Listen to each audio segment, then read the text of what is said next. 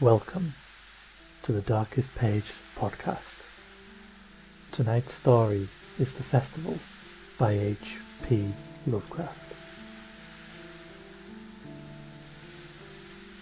Efficiunt demones, utque non sunt, sic tamen casi sint conspicienda hominibus exhibient.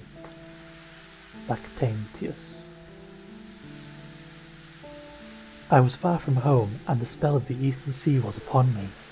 In the twilight I heard it pounding on the rocks, and I knew it lay just over the hill where the twisting willows writhed against the clearing sky and the first stars of evening, and because my fathers had called me to the old town beyond, I pushed on through the shallow, new-fallen snow along the road that soared lonely up to where Aldebaran twinkled among the trees, on towards the very ancient town I had never seen but often dreamed of.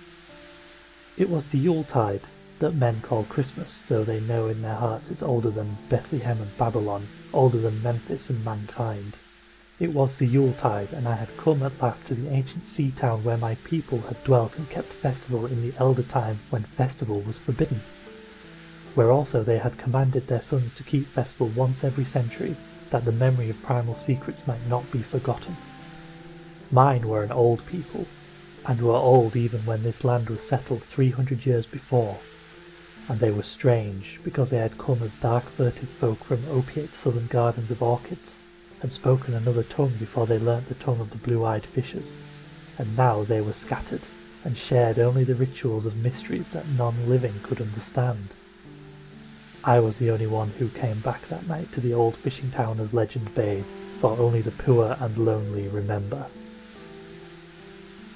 Then, beyond the hill's crest, I saw Kingsport, outspread frostily in the gloaming. Snowy Kingsport with its ancient vanes and steeples, ridgepoles and chimney-pots, wharves and small bridges, willow trees and graveyards, endless labyrinths of steep, narrow, crooked streets, and dizzy church-crowned central peak that time does not touch. Ceaseless mazes of colonial houses piled and scattered at all angles and levels like a child's disordered blocks. Antiquity hovering on grey wings over winter-whited gables and gambrel roofs, fanlights and small-pane windows one by one gleaming out in the cold dusk to join Orion and the archaic stars, and against the rotting wharves the sea pounded, the secretive, immemorial sea out of which the people had come in the elder time. Beside the road at its crescent a still higher summit rose, bleak and windswept, and I saw that it was a burying ground where black gravestones stuck ghoulishly through the snow like the decaying fingernails of a gigantic corpse. The printless road was very lonely, and sometimes I thought I heard a distant horrible creaking as of a gibbet in the wind.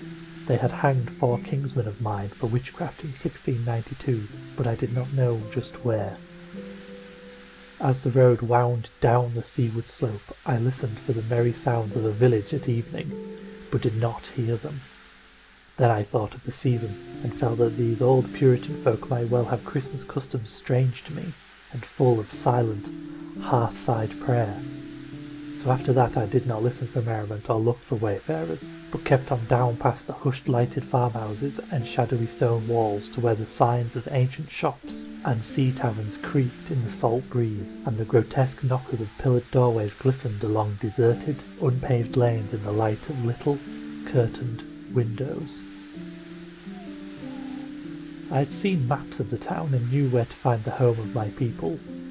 It was told that I should be known and welcomed, for village legend lives long, so I hastened through Back Street to Circle Court and across the fresh snow on the one full flagstone pavement in the town to where Green Lane leads off behind the market house. The old map still held good, and I had no trouble, though at Arkham they must have lied when they said the trolleys ran to this place, since I saw not a wire overhead. Snow would have hit the rails in any case. I was glad I had chosen to walk, for the white village had seemed very beautiful from the hill, and now I was eager to knock at the door of my people, the 7th house on the left in Green Lane, with an ancient peaked roof and jutting second story, all built before 1650. There were lights inside the house when I came upon it, and I saw from the diamond window panes that it must have been kept very close to its antique state. The upper part overhung the narrow grass-grown streets and nearly met the overhanging part of the house opposite, so that I was almost in a tunnel, with the low stone doorstep wholly free from snow. There was no sidewalk, but many houses had high doors reached by double flights of steps with iron railings. It was an odd scene, and because I was strange to New England, I had never known its like before. Though it pleased me, I would have relished it better if there had been footprints in the snow, and people in the streets, and a few windows without drawn curtains. When I sounded the archaic iron knocker, I was half afraid. Some fear had been gathering in me, perhaps because of the strangeness of my heritage, and the bleakness of the evening, and the queerness of the silence in that aged town of curious customs. And when my knock was answered, I was fully afraid, because I had not heard any footsteps before the door creaked open. But I was not afraid long, for the gowned, slippered old man in the doorway had a bland face that reassured me, and though he made signs that he was dumb, he wrote a quaint and ancient welcome with the stylus and wax tablet he carried. He beckoned me into a low, candle-lit room with massive exposed rafters and dark, stiff, sparse furniture of the 17th century. The past was vivid there, for not an attribute was missing. There was a cavernous fireplace and a spinning wheel at which a bent old woman in loose wrapper and deep poke bonnet sat back toward me, silently spinning despite the festive season. An indefinite dampness seemed upon the place, and I marvelled that no fire should be blazing. The high back settle faced the row of curtained windows at the left and seemed to be occupied, though I was not sure. I did not like everything about what I saw, and felt again the fear I had had. This fear grew stronger from what had before lessened it, for the more I looked at the old man's bland face, the more its very blandness terrified me. The eyes never moved, and the skin was too like wax. Finally, I was sure it was not a face at all, but a fiendishly cunning mask. But the flabby hands, curiously gloved, wrote genially on the tablet and told me I must wait a while before I could be led to the place of festival. Pointing to a chair, table, and pile of books, the old man now left the room, and when I sat down to read I saw the books were hoary and mouldy, and that they included old Maurister's Wild Marvels of Science, and terrible Saduscimus Triumphatus of Joseph Glanville, published in 1681, the shocking De Monolatrea of Remigius, printed in 1595 at Lyon, and worst of all, the unmentionable Necronomicon of the mad Arab Abdul al-Hazred, in Aulus Wormius's forbidden Latin translation, a book which I had never seen but of which I had heard monstrous things whispered. No one spoke to me, but I could hear the creaking of signs in the wind outside, and the whir of the wheel as the bonneted old woman continued her silent spinning. Spinning. I thought the room and the books and the people very morbid and disquieting, but because an old tradition of my father's had summoned me to strange feastings, I resolved to expect queer things. So I tried to read, and soon became tremblingly absorbed by something I found in that accursed Necronomicon, a thought and a legend too hideous for sanity or consciousness. But I disliked it when I fancied I heard the closing of one of the windows that the settle faced, as if it had been stealthily opened. It had seemed to follow a whirring that was not of the old woman's spinning wheel. This was not much though, for the old woman was spinning very hard, and the aged clock had been striking. After that I lost the feeling that there were persons on the settle, and was reading intently and shudderingly when the old man came back, booted and dressed in a loose antique costume, and sat down on that very bench, so that I could not see him. It was certainly nervous waiting, and the blasphemous book in my hands made it doubly so. When 11 struck, however, the old man stood up, glided to a massive carved chest in the corner, and got 2 hooded cloaks, one of which he donned, the other of which he draped round the old woman, who was ceasing her monotonous spinning. Then they both started for the outer door, the woman lamely creeping, and the old man, after picking up the very book I had been reading, beckoning me as he drew his hood over the unmoving face, or mask. We went out into the moonless and tortuous network of that incredibly ancient town, went out as the lights in the curtained windows disappeared one by one, and the dog star leered at the throng of cowled, cloaked figures that poured silently from every doorway, and formed monstrous processions up the street, and that, past the creaking signs and antediluvian gables, the thatched roofs and diamond-paned windows, threading precipitous lanes where decaying houses overlapped and crumbled together, gliding across open courts and churchyards where the bobbing lanterns made eldritch drunken constellations. Amid these hushed throngs I followed my voiceless guides, jostled by elbows that seemed preternaturally soft, and pressed by chests and stomachs that seemed abnormally pulpy, but seeing never a face, and hearing never a word. Up, up, up the eerie columns slithered, and I saw that all the travellers were converging as they followed near a sort of focus of crazy alleys at the top of the high hill in the centre of the town, where perched a great, white church. I had seen it from the road's crest when I looked at Kingsport in the new dusk, and it had made me shiver, because Aldebaran had seemed to balance itself a moment on the ghostly spire. There was an open space around the church, partly a churchyard with spectral shafts, and partly a half-paved square swept nearly bare of snow by the wind, and lined with unwholesomely archaic houses having peaked roofs and overhanging gables. Death fires danced over the tombs, revealing gruesome vistas, though queerly failing to cast any shadows. Past the churchyard where there were no houses, I could see over the hill's summit and watch the glimmer of stars on the harbour, though the town was invisible in the dark. Only once in a while a lanthorn bobbed horribly through serpentine alleys on its way to overtake the throng that was now slipping speechlessly into the church. I waited till the crowd had oozed into the back doorway, until all stragglers had followed. The old man was pulling at my sleeve, but I was determined to be the last. Then I finally went, the sinister man and the old spinning woman before me. Crossing the threshold into the swarming temple of unknown darkness, I turned once to look at the outside world as the churchyard phosphorescence cast a sickly glow on the hilltop pavement, and as I did so I shuddered, for though the wind had not left much snow, a few patches did remain on the path near the door, and in that fleeting backward look it seemed to my troubled eyes that they bore no mark of passing feet, not even mine. The church was scarce lighted by all the lanthorns that had entered it, for most of the throng had already vanished. They had streamed up the aisle between the high white pews to the trapdoor of the vault which yawned loathsomely open just before the pulpit, and were now squirming noiselessly in. I followed dumbly down the foot-worn steps into the dank, suffocating crypt. The tale of that sinuous line of night marchers seemed very horrible, and as I saw them wriggling into a venerable tomb they seemed more horrible still. Then I noticed that the tomb's floor had an aperture down which the throng was sliding, and in a moment we were all descending an ominous staircase of rough-hewn stone, a narrow spiral staircase damp and peculiarly odorous, that wound endlessly down into the bowels of the hill past monotonous walls of dripping stone blocks and crumbling mortar. It was a silent, shocking descent, and I observed after a horrible interval that the walls and steps were changing in nature, as if chiselled out of the solid rock. What mainly troubled me was that the myriad footfalls made no sound, and set up no echoes. After more aeons of descent I saw some side passages or burrows leading from unknown recesses of blackness to this shaft of nighted mystery.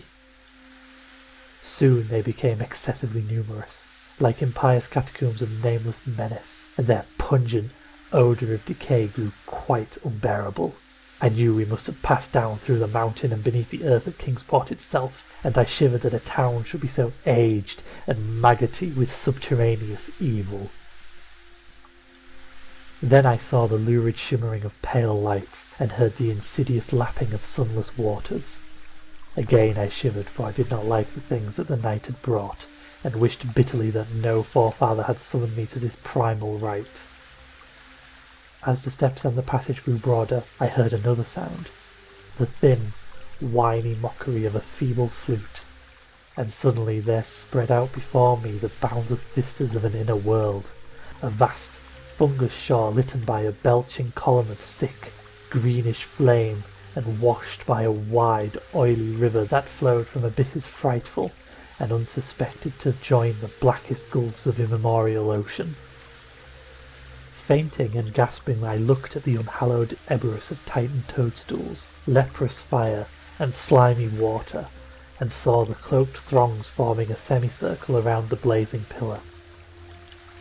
It was the Yule rite, older than man and fated to serve him, the primal rite of the solstice and of spring's promise beyond the snows, the rite of fire and evergreen, light and music. And in the Stygian grotto I saw them do the rite, and adore the thick pillar of flame, and throw into the water handfuls gouged out of the viscous vegetation, which glittered green in the chlorotic glare. I saw this, and I saw something amorphously squatted far away from the light, piping noisomely on a flute, and as the thing piped, I thought I heard noxious muffled flutterings in the fetid darkness where I could not see. But what frightened me most was that flaming column, spouting volcanically from depths profound and inconceivable, casting no shadows as healthy flames should, and coating the nitrous stone above with a nasty, venomous verdigris. For in all that seething combustion no warmth lay, but only the clamminess of death and corruption. The man who had brought me now squirmed to a point directly beside the hideous flame, and made stiff, ceremonial motions to the semicircle he faced. At certain stages of the ritual they did grovelling obeisance, especially when he held above his head that abhorrent Necronomicon he had taken with him, and I shared all the obeisances, because I had been summoned to this festival by the writings of my forefathers. Then the old man made a signal to the half-seen flute player in the darkness, which player therefore changed its feeble drone to a scarce louder drone in another key, precipitating as it did so a horror unthinkable and unexpected. At this horror I sank nearly to the lichened earth, transfixed with a dread not of this nor any world, but only of the mad spaces between the stars. Out of the unimaginable blackness beyond the gangrenous glare of that cold flame, out of the Tartarian leagues through which that oily river rolled uncanny, unheard, and unsuspected, there flopped rhythmically a horde of tame, trained, hybrid winged things that no sound eye could ever wholly grasp, or sound brain ever wholly remember. They were not altogether crows, nor moles, nor buzzards, nor ants, nor vampire bats, nor decomposed human beings, but something I cannot and must not recall. They flopped limply along, half with their webbed feet and half with their membranous wings, and as they reached the throng of celebrants, the cowled figures seized and mounted them, and rode off one by one along the reaches of that unlighted river, into pits and galleries of panic where poison springs fed frightful and undiscoverable cataracts. The old spinning woman had gone with the throng, and the old man remained only because I had refused when he motioned me to seize an animal and ride like the rest. I saw when I staggered to my feet that the amorphous flute player had rolled out of sight, and that two of the beasts were patiently standing by. As I hung back, the old man produced his stylus and tablet, and wrote that he was the true deputy of my fathers who had founded the Yule worship in this ancient place, that it had been decreed I should come back, and that the most secret mysteries were yet to be performed. He wrote this in a very ancient hand, and when I still hesitated he pulled from his loose robe a seal ring and a watch, both with my family arms, to prove that he was what he said. But it was a hideous proof, because I knew from old papers that the watch had been buried with my great-great-great-great-grandfather in 1698. Presently the old man drew his hood and pointed to the family resemblance in his face. But I only shuddered, because I was sure that the face was merely a devilish waxen mask. The flopping animals were now scratching restlessly at the lichens, and I saw that the old man was nearly as restless himself. When one of the things began to waddle and edge away, he turned quickly to stop it, so that the suddenness of his motion dislodged the waxen mask from what should have been his head. And then, because that nightmare's position barred me from the stone staircase down which we had come, I flung myself into the oily underground river that bubbled somewhere to the caves of the sea, flung myself into the putrescent juice of earth's inner horrors before the madness of my screams could bring down upon me all the charnel legions these pest gulfs might conceal. At the hospital they told me I had been found half frozen in Kingsport Harbour at dawn, clinging to the drifting spar that accident sent to save me. They told me I had taken the wrong fork of the hill road the night before and fallen over the cliffs at Orange Point, a thing they deduced from prints found in the snow. There was nothing I could say, because everything was wrong. Everything was wrong. With the broad window showing a sea of roofs in which only about 1 in 5 was ancient, and the sounds of trolleys and motors in the streets below. They insisted that this was Kingsport, and I could not deny it.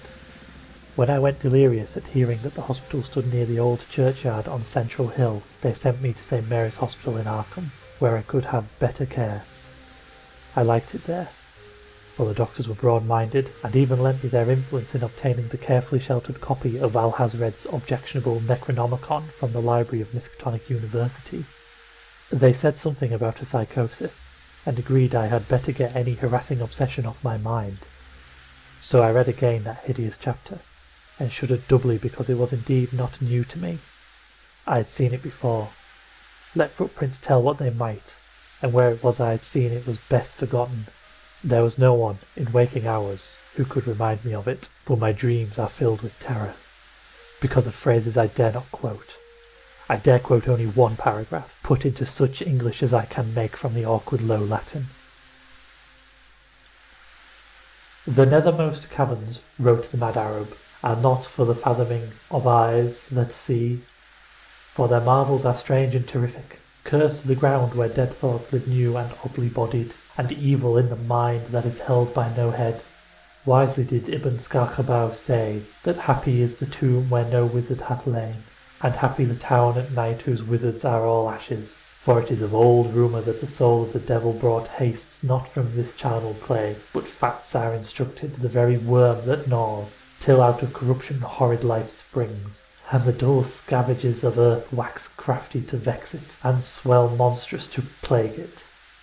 Great holes secretly are digged where earth's pores ought to suffice, and things have learnt to walk that ought to crawl.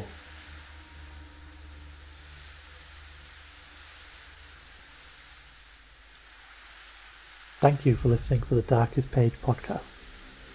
Find us on YouTube on the Darkest Page podcast channel, and on Twitter, the host at TheDarkestPage. For now, I wish you pleasant dreams.